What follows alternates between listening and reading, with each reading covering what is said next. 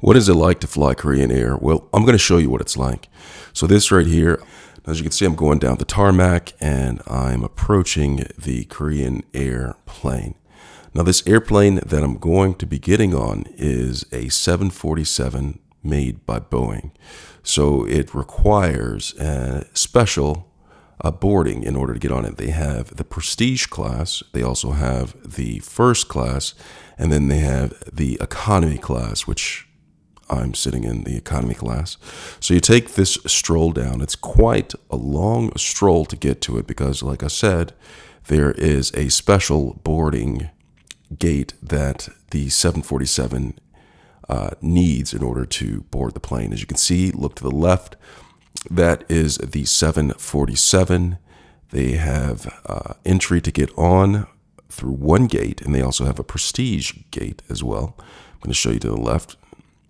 If you look, that is the first class. I believe they already loaded the prestige gate. And the last class is what I'm getting on, of course. Last class, second class, whatever you want to call it. It is not prestigious and it's not first class, but I'm getting on it because I need to get to my destination.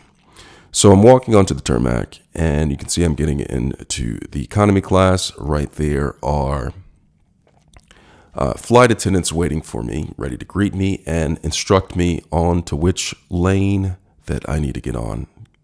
I have to stay in my lane. So she directs me to go to the second lane. You can see I take a peek right over there to let you see what it looks like in first class. I did not show you what it looks like in prestige class, which is on the second level of the 747 airliner made by Boeing. So I'm walking by, you can see this is part of first class right here. They have their own little cubbies and the seats recline flat. They can recline the seats flat when the plane takes off and it reaches an appropriate altitude. And now I'm in second class or economy class. You can see it's a little bit more crowded back here. There is more seats per row than what you would get in the first class of the airplane. Now this is a wide body airplane. Now I'm sitting down in my seat. You can see that every single seat on here has a television on the back. And after you get up in the air and are riding a while, they have dinner or lunch or whatever you want to call it, depending on the time of the day. And you can see right here, they have a choice of Korean food. I have bulgogi with soup and some vegetables, as well as they offer a beverage of my choice. There's some rice on there, and that is some sort of dessert. I believe it was some sort of like peach cobbler of some sort. And they offer a beverage of your choice. You can get an alcoholic beverage of no charge if you want, or you can get several different types of other types of drinks. Right here, I have sparkling water. And what I'm basically going to do is I'm just going to go ahead and dive on in and get this. I'm going to pour in my sparkling water inside of my cup and prep my food to be eaten. Now, it's important to know if you're in prestige class or first class, the food is a little bit different. The service is a little bit better, but of course, it comes with a price. Now, this is a paste that I'm going to be putting on my bulgogi. It is some red pepper paste that I put on it. It has a nice flavor to it. And there's a soup. It's some sort of miso soup, not exactly miso, but something similar. And after I eat it, on the television, you can switch between watching television or a movie. Right here, they have an option to where you can see actually where you are and where you're going. It gives you the plane details. It shows you how fast the plane is going, what the altitude of the plane is going. Right there, you can see ground speed. It shows 963 kilometers per hour. 10,000 meters altitude, and it says the local time of origin. So where you take off, it shows you what the time is there, and it also shows you the local time at the destination that you are going and how much time there is left. There also is an option to where you can see where you are on the globe, where the plane is going, and the direction of where the plane is going. Right here, I am going from Paris all the way to Seoul. Okay, so you can see right there, I'm going from Paris to Seoul. Now I'm flying, going the route, and typically just going around and getting to my destination. It's showing the route. It is not exactly where the plane is right now. The darker green on the line indicates where the plane is. The lighter green, it just shows the path that the plane is taking. The plane goes and it avoids different areas that can be problematic, and it's going to land right there in Icheon, which is the Seoul airport.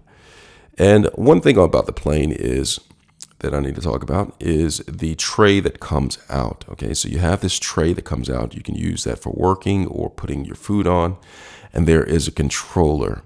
Now, on other airliners, this controller can be used to play video games, as well as using as a control in order to control some of the features that come up on the television screen. There is a button you can press to call the flight attendant. There is a button you can press to turn on the light, to cancel the request for the flight attendant. And there's a lot of different controls on that. And when you're basically done with it, you just pull the string and it pulls back into place, and you place the controller back inside of the seat. Now, the screen on the back of the seat, it is a touch screen, so you can press your finger against it and use some of the controls to navigate through where you need to go. You don't necessarily need to use the controller that I just pulled out. And let's look at the screen right here. You have things such as television. You can choose between movies if you'd like to. There's things where you can listen to audio. It has a wide selection of music and podcasts that you could possibly listen to. There are things like features that you can show where you're going, where the plane is going, and above all, other features as well. Now, right here, I'm not exactly sure what I'm showing you right now, but I'm just going to be scrolling through the menu and just letting you see what is going on right here. A lot to be seen, a lot to be shared.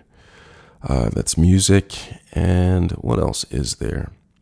I'm just going to keep on playing with buttons. Now, if you do not want the screen to be on, there is a power button at the lower center portion of the screen. You can turn the power of the screen off. Say, for instance, you don't want it on, you want it to be dark so you can sleep well, or perhaps do something else, meditate, or whatever it is that you want. You can press that button, and voila. You can turn it off, and you can turn it back on, and you can see where you're going, see where you're at, keep the map on just to know where you're at. A lot of controls to choose from. These are the seatings. A lot of people just sit down and relax. Of course, there's a mask mandate at that current moment of me flying. People are required to keep their mask on. And when the plane lands, you just take a walk, and you just walk through to get out. You see I'm walking through first class right there. Those are nice seats, and the flight attendants are on board, letting me get off the plane, directing me. And the flight is quite comfortable. The flight attendants were very attentive to my needs while flying on the plane. Overall, it is a great flight to fly Korean Air coming from Paris to Korea. It's a really long flight. I believe it was something like a 12-hour flight or something like that. And flying Korean airline met my expectations and beyond. As far as comfort, I booked an economy seat, and it felt fine. I didn't feel like I needed to book anything more than economy seat, because Korean Airlines, they really take care of their passengers to where you don't need that extra care and comfort. Now, if you can afford to get a better seat, why not get a prestige class or first class? But I felt fine riding in the economy. Now, that was my experience flying Korean Air. I hope this video was helpful.